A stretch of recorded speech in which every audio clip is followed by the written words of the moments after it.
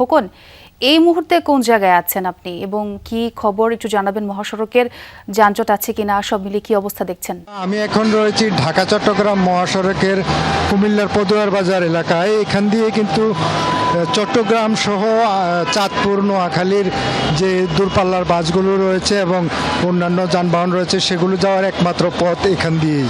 তো এই জায়গাটিতে আমরা সকাল থেকেই কিন্তু ঢাকা চট্টগ্রাম মহাসড়কের যে কুমিল্লার বিভিন্ন অংশে খবর নিয়ে দেখেছি যে সিলন টি রপ্তানিতে শীর্ষে।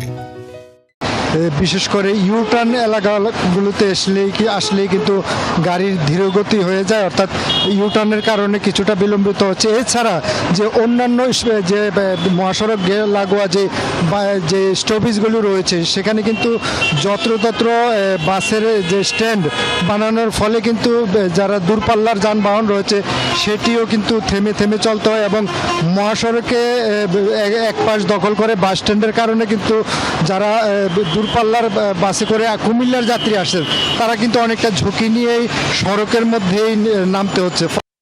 এই যে একটি বিড়ম্বনা সেটি কিন্তু আসলে প্রতিবাদ জানাচ্ছেন। এছাড়া কিন্তু যারা ঢাকা থেকে কুমিল্লার উদ্দেশ্যে আসছেন কিংবা অন্যান্য জায়গায় যাচ্ছেন তাদের একটি অভিযোগ রয়েছে, কিন্তু এবছরও ভাড়া যে বৃদ্ধি সেটি কিন্তু গত বছরের মতোই রয়েছে।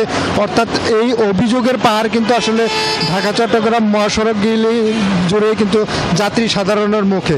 তবে বিশেষ করে যারা চালক রয়েছেন তারা যেটি অভিযোগ করছেন যে এই মহাসড়ক লাগোয়া যে বাস স্ট্যান্ডগুলো আছে অন্তত ঈদকে সামনে রেখে যদি এইসব অবৈধ বাস স্ট্যান্ড সরিয়ে দেওয়া যেত তাহলে হয়তো তাদের যে দূরপাল্লার যে যানবাহন সেগুলো নির্বিঘ্নে চলাচল করতে পারত।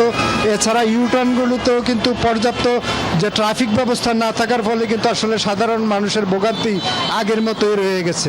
অনেক ধন্যবাদ খোকন আপনাকে।